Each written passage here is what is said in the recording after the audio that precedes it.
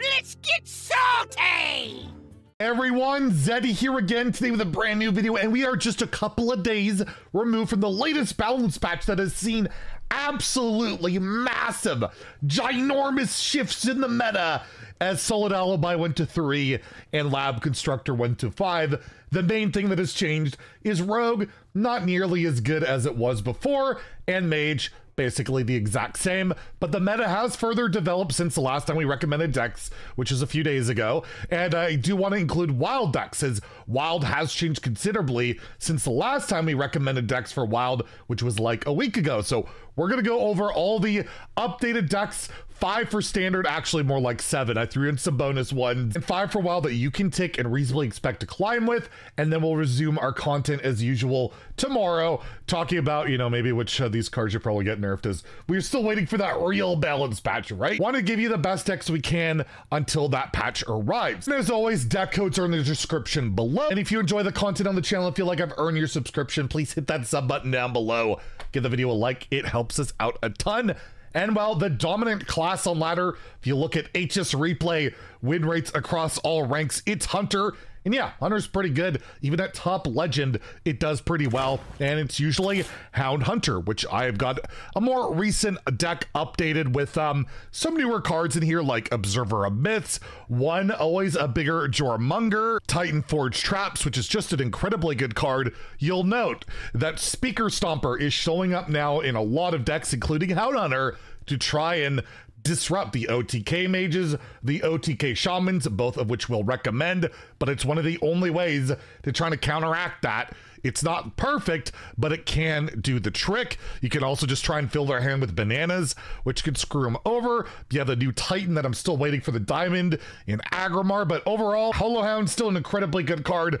Get a bunch of healing, and you can OTK your opponents by playing Lorthamar on 7, and then getting Faithful Companions into giant King Crushes. The deck hasn't changed that much from the latest expansion, but a lot of new tools has made it a lot better, and people definitely do enjoy it, and it is a really solid deck to climb with, and it is fun to play. It's fun to play giant beasts. And well, let's go into Relic Demon Hunter, which again, have to recommend. Very much a scam deck where you really want Relic Vault on 2, but it has some revisions that we have seen recently. A Mechanome Guide being added in conjunction with Ignis, giving it another kind of lethality, some more value, and copying those cards up can be really good. Again, Speaker Stomper as well as Prosecutor Maltranix see the cut to try and disrupt those combo decks that are really prevalent, at least at higher legend, and the same goes with Blade Master Okani.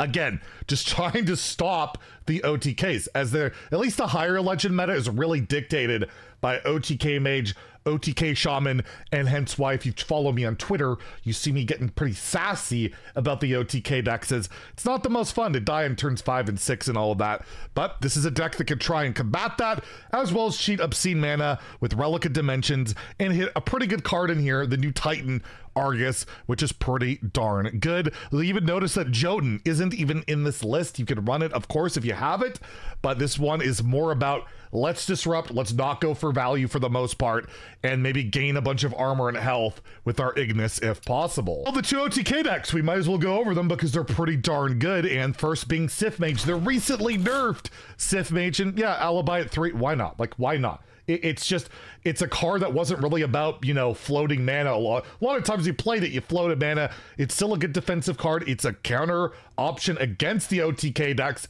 when, you know, your Shaman opponents play their discount spell. Well, Solid Alibi, they're not going to kill you.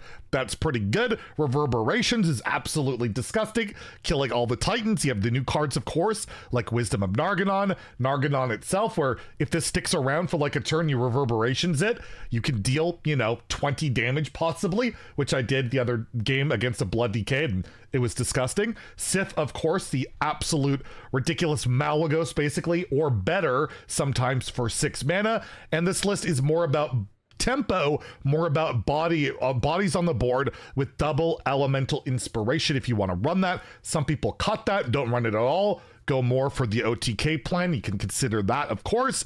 And yeah, you got all the spell school stuff, including Inquisitive Creation. This card is absolutely ridiculous, clearing nearly any board at certain points. This deck is very solid, very good. To me, it's kind of what OTK deck is, probably a bit more reasonable. It's just too good at everything right now. This deck is so good where it can gain armor, it can gain infinite value, it can clear the board, it can OTK, it can do almost everything. So yeah, might need to be, it's probably a little bit overtuned, but at least it's a bit more of a healthy OTK deck in that you actually have to build up your Sith, draw through your deck, get your pieces, and kill. And while the other OTK deck that's really popular and keeps getting better and better and more refined is the Nature OTK deck. This list got rank 1 legend very recently. They've already cut the whole infused totem package. That's gone. You got Inza in here to cheat a bunch of mana, but basically you want to play your Flash of Lightning, which makes your nature spells cost 1 less, and blow your opponent out, whether it's through the Swarmers that got Bioluminescence, whatever tokens you have on the board, your 0 mana Crashes of Thunder that go face because of reasons, and Golganath is in there to help support stuff. This can just blow your opponent out, and there's not much they can do other than make your spells cost more, because even Dirty Rat doesn't really affect this deck whatsoever. You have to disrupt their spell cost, and the OTKs in Wild, it could go off even sooner. We'll talk about that. But in Standard, you can OTK turns 5, 6, 7, and there's nothing you can do about it. You don't have your disruption card, and sometimes it doesn't even matter when you couple it with Radiance of Ajara and like multiple Flash of Lightnings. You're just going to die, and it is a very frustrating play pattern, but very good. And some people love playing it to the point that, yeah, I get like flamed on Twitter for even suggesting nerfing it. But I do expect, be aware, if you do craft this deck, I think it's a very likely candidate to get nerfed in some way, whether it be a Flash of Lightning or a Bioluminescence or maybe Crash of Thunder. Those are the cards that stand out, but very, very solid deck. Next, we have Thaddius Warlock, again, the big undead warlock, which, I mean, still, I'm going to talk about Sargeras. I've seen lists that have cut Sargeras. I refuse. I absolutely refuse to cut one of the coolest cards in the game right now because, yeah, again, the high legend meta is very OTK, but you're playing this deck, you're trying to play probably at lower ranks because this deck does really well up until like high legend ranks. So you're playing like regular, you know, not high legend, you can absolutely take Thaddius Warlock. But again, it is teched out a little bit to have a Speaker Stomper in there, again, to disrupt those OTK decks. But again, you want to throw in like Chaotic Consumption to some other like early game cards, feel free, modify it, put in another Mortal Eradication, whatever you want. But overall, yeah, you really want to play Amorphous Slime, get a big undead like Thaddius, cheat a bunch of mana, bring it all back, do Shallow Grave shenanigans. But again, Forge of Wills is the card that just has been the all-star for Warlock this expansion, giving you so many big bodies on the board, proactive big bodies that it can help out a lot, and the deck is really fun to play. Again, just falls off a little bit at the higher ranks. And then I have like a couple bonus suggestions, not necessarily the highest performing decks, but Treant Druid I feel like is a really good like fast deck to climb, particularly at lower ranks. Very spell-based deck. You got Topier in here to give you 3/3s every time you play a nature spell. But it's all built around, of course, Disciple of Eonar, which lets you combine your choose one card, which you really want to combine Drum Circle. It is absolutely disgusting.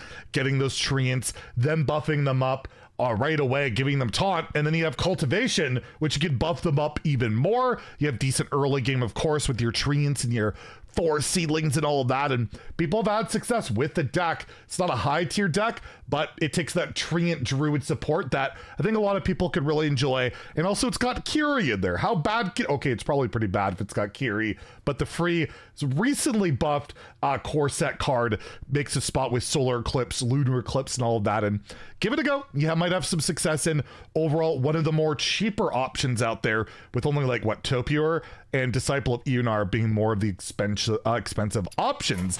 And then I keep recommending Plague Deathlight decks that aren't particularly great, but people want to play Plague Deathlight. So we got another Plague list. Again, more on the greedy end with like Prison of Yogg-Saron, the Primus, Ignis. Of course, we got a Viper in here because why not?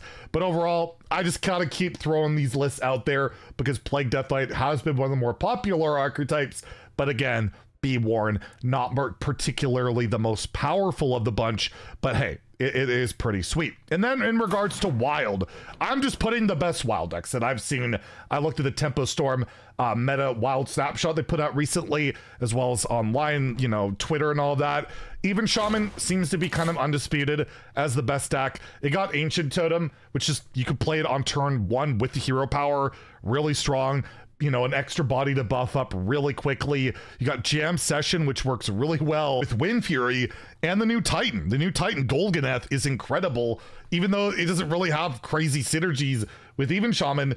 It's just a broken card that cheats mana, draws cards. You got some overload cards in here to help out, like Crackle, Jam Session, and yeah, it just feels right at home in even Shaman. And other than that, it's kind of the same old, but very effective. So effective that bots are getting pretty high legend with it still to this day. Pretty ridiculous. Same goes with Mech Paladin, another deck the bots have been botting, although this version's a little bit more on the slower end. If you have Crusader Aura, the new core set edition, this expansion, as well as the Leviathan, the rest is basically the same. Get Radar Detector, cheat it out, of course, with Stonehearth Vindicator, vomit a billion mechs on turns 1, 2, and 3, and you probably win a lot of games. It's pretty darn good. Questline Druid, still really solid. I don't think it got one new card in the expansion. Just taking a quick look. Yeah, it didn't, but it's still really good. So if you want to just play your quest line, you had it from the old Twist season, you held on to it, it's still really good. You don't have to change all that much. Frog Shaman is the new OTK deck in Wild. I'm not recommending Toning Druid, by the way, which is probably recommendable. I just can't stand it. I can't really stand this either, but hey, at least you get to cheat out Arcane Giants in a more refined list. But yeah, you get Spirit of the Frog, play Flash of Lightning, and you just cheat out like every single spell. Get your Voltaic Burst, Bioluminescence it, and then obliterate your opponent. You can do this as early as turn 3. You can literally play Flash of Lightning into Frog, bloom out your Bioluminescence and kill your opponent. Turn 3. It's very realistic. You can go for a board strategy with Arcane Giants. It's really good. It's really solid. It's disgusting. It could very well lead to like maybe a Flash of Lightning ban in Wild at some point, unless they decide, you know, that they're nerfing it for Standard, which I do think one of these type of cards will get hit in Standard as well, so that will affect the Wild version. And lastly, I'll recommend a deck that took me to Legend in Wild. I got, or at least a similar version to this. It's really cool. Reno Warlock with incredible early game. You're running almost all early game cards: removal, healing, card draw, disruption, all for the plan of just winning with Sargeras. This card just wins games. It's incredible, especially Symphony of Sins. You hit the draws ability of your most expensive minion. If you haven't drawn Sargeras, you always hit that, play it early, and you just win games with that card alone. There's not much else for value. You're looking at like Symphony of Sins, you're looking at Tamsin in there, which, by the way, be warned, will shut off your Reno and Zeph, but the card is that good. You run it anyways, you don't care. ETC doesn't even really have too much. I threw in a Raised Dead, Shard, Ashen Elemental, not super relevant, but Glacial Shard, pretty good tech choice at the moment. But yeah, really fun deck. I had a blast playing it. It's competitive, and even someone hit rank 1 legend with a version like this. It has happened, so it's solid. It's definitely not super budget friendly, but it's more the cheaper Reno lock lists we've seen in a very long time.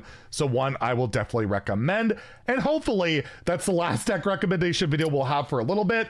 But also I do hope we'll get a balance patch sooner than later to maybe dial back some of this OTK shenanigans, as well as I feel like a lot of people are ready to see Hunter take a bit of a back seat, at least at the across all ranks. It seems to be a bit much. Anyways, hopefully you have good luck on your climbs. If you enjoyed the video, please like and subscribe. Have a great day and stay salty, my friends.